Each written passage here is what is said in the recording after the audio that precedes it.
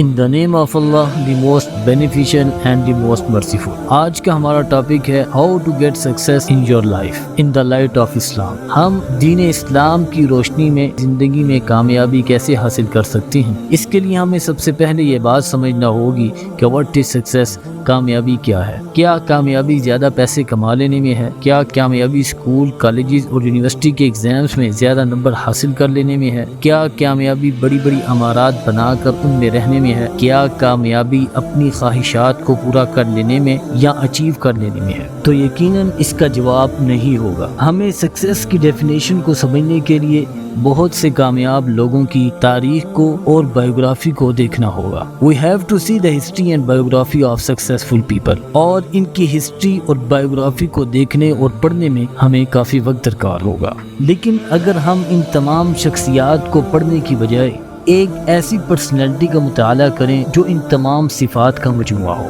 اور ہمیں ہر پہلو سے ان کی شخصیت میں، ان کے اخلاق و کردار میں اور ان کے ایکشن پرفارم کرنے میں پرفیکشن دکھائی دیتی ہو، جن کے بارے میں امریکن رائٹر مائیکل ہارٹ نے اپنی کتاب میں 100 most influential people in the world میں کہتے ہیں کہ سیکولر اور ریلیجیس ورلڈ میں اگر فرسٹ نمبر پر کسی کو پریورٹی اور ترجیح دی جا سکتی ہے تو وہ محمد مصطفیٰ صلی اللہ علیہ وسلم ہے۔ تو ناظرین کرام، آج ہم انہی کی شخصیت کی روشنی میں 8 ایسے اصول بتائیں گے جو ایوری ٹائپ آف پرسن، ہر قسم کے آدمی کے لیے کامیابی کا ضامن ثابت ہو سکتی ہیں۔ The first principle is to begin from the possible، یعنی کہ اپنے کام کو ممکنات سے شروع کرنا۔ اس اصول کو سمجھانے سے پہلے میں ایک عالمی تحقیق پیش کرنا چاہوں گا۔ ایک سرچ کے مطابق دنیا میں 80% لوگ اپنی زندگی میں کوئی نہ کوئی مقصد یا کوئی نہ کوئی ایمبیشن طے کرتے ہیں، اور ان میں سے صرف 8% لوگ اپنے مقصد کو حاصل کر پاتے ہیں اور 72% لوگ اپنے مقصد کو حاصل نہیں کر پاتے۔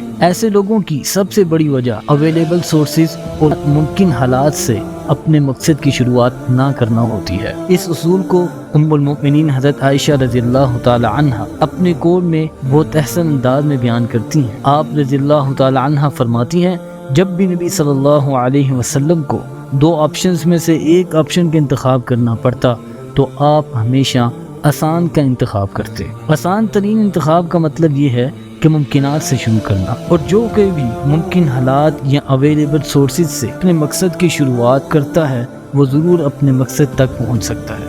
The second principle is to see an advantage in disadvantage، مطلب یہ کہ نقصان میں فائدہ دیکھنا۔ آپ صلی اللہ علیہ وسلم اور آپ کے صحابہ کو مکہ کے ابتدائی ایام میں بہت سے مسائل اور مشکلات کا سامنا کرنا پڑا۔ اس وقت قرآن مجید میں زبردست اور رہنما آیت نازل ہوئی، فَإِنَّ مَعَ الْعُسْرِ يُسْرًا، بے شک مشکل کے ساتھ آسانی ہے۔ اس کا مطلب ہے کہ اگر کچھ مسائل ہیں تو بیک وقت اسی لمحے مواقع بھی موجود ہیں، یعنی کہ کامیابی کو پانے کے لیے مسائل اور مشکلات کو نظر انداز کر کے مواقع سے فائدہ اٹھانا اور ایسے حالات میں صبر کرنا ہوتا ہے۔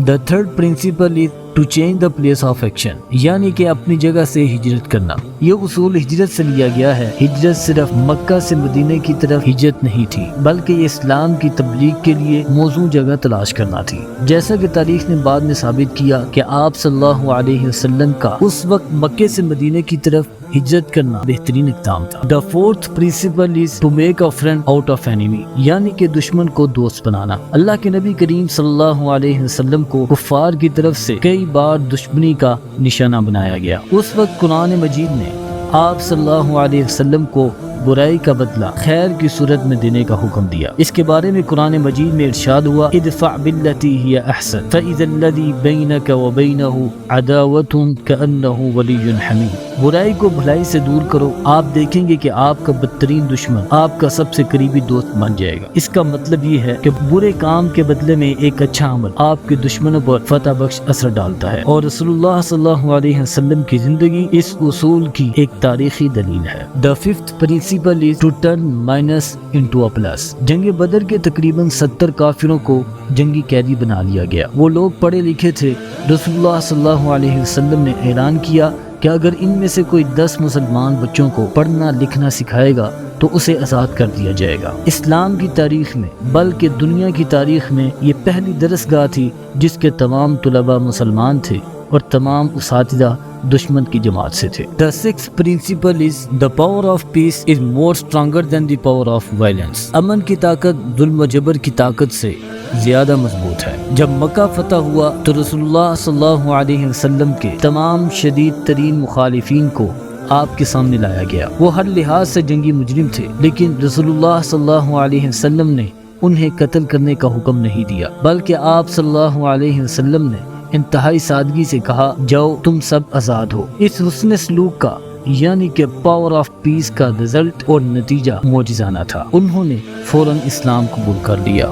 The seventh principle is to bring the battle in one's own favorable field. لڑائی کو اپنے موافق میدان میں لانا۔ یہ اصول غزوہ حدیبیہ سے لیا گیا ہے۔ اس وقت کافروں نے مسلمانوں کو لڑائی میں شامل کرنے کا تہیہ کر رکھا تھا، کیونکہ وہ اس وقت ایک فیوریبل کنڈیشن میں تھے، لیکن رسول اللہ صلی اللہ علیہ وسلم نے ان کی شرائط کو، جو کہ بہت سخت تھی، قبول کرتے ہوئے ایک معاہدہ کیا۔ یہ 10 سال کا امن معاہدہ تھا۔ اس وقت تک مسلمانوں اور غیر مسلموں کے درمیان جلسہ گاہ میدانی جنگ بن چکی تھی۔ اب یہ لڑائی کی جگہ نظریاتی بحث کی جگہ بن چکی تھی۔ تاریخ بتلاتی ہے کہ 2 سال کے اندر اسلام اپنی نظریاتی برتری کی وجہ سے فتح یاب ہو کر ابھرا۔ The eighth principle is to be pragmatic in controversial matter، یعنی کہ متنازع معاملات میں عملیت پسند ہونا۔ معاہدہ حدیبیہ کی تحریر کے دوران رسول اللہ صلی اللہ علیہ وسلم نے یہ الفاظ لکھے، یہ خط محمد رسول اللہ صلی اللہ علیہ وسلم کی طرف سے ہے۔ قریش کے مندوب نے ان الفاظ پر اعتراض کیا۔ رسول اللہ صلی اللہ علیہ وسلم نے فوراً لفظ بدل دیا اور صرف محمد بن عبداللہ لکھنے کا حکم دیا۔ ناظرین کرام، یہ وہ اصول تھے جن کے ذریعے پیغمبر اسلام، عظیم لیڈر اور رہنما محمد مصطفیٰ صلی اللہ علیہ وسلم نے وہ کامیابی حاصل کی جسے مورخین اور محققین نے حقیقی کامیابی تسلیم کیا ہے۔